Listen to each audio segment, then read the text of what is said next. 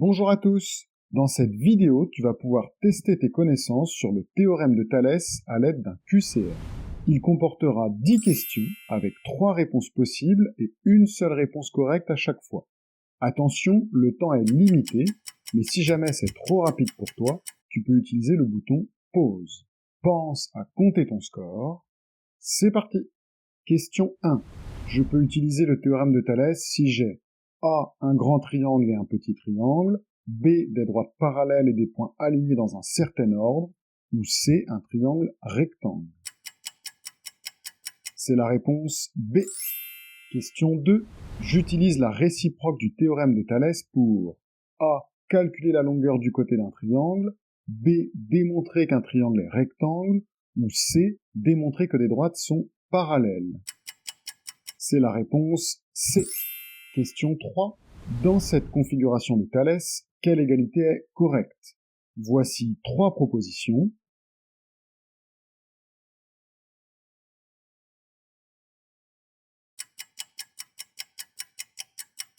Il s'agit de la réponse B.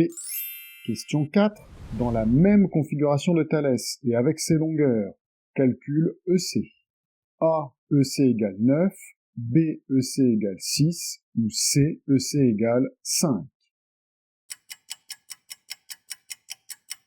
EC est égal à 9. Question 5. Dans cette autre configuration de Thalès, quelle égalité est correcte? Voici les 3 propositions.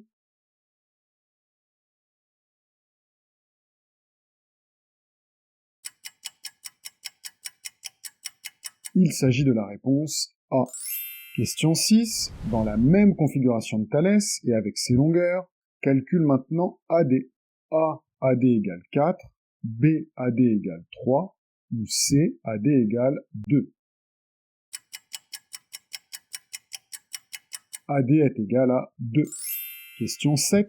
Les droites BC et DE sont-elles parallèles? A, il manque des longueurs, B, elles sont séquentes, ou C, elles sont parallèles. Elles sont bien parallèles. Question 8. Les droites AB et DE sont-elles parallèles? A, il manque des longueurs, B, elles sont séquentes, ou bien C, elles sont parallèles. Elles sont séquentes cette fois-ci. Question 9. D'après le schéma, quelle est la largeur de la rivière? A, 10 pas, B, 6 pas, ou C, 4 pas.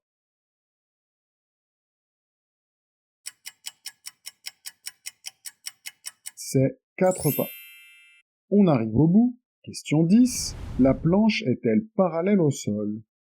A, il manque des infos, B, elle est penchée, ou C, elle est bien parallèle.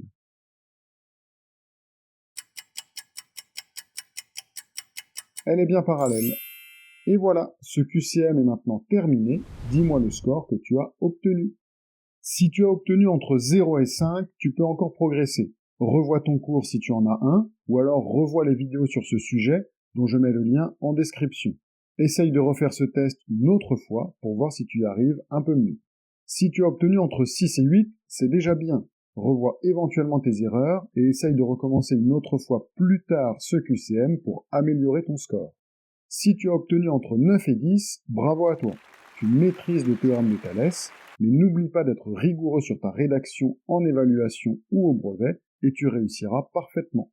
À bientôt pour un autre thème et n'hésite pas à me demander si tu n'as pas compris une réponse ou si tu souhaites que j'aborde une notion en particulier.